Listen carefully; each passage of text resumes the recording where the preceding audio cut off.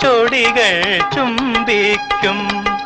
ഓടക്കുഴൽ ഞാൻ ചോദിക്കും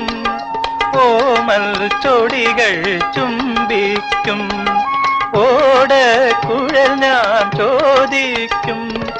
മാനസ കലികയിലമൃതം പകരും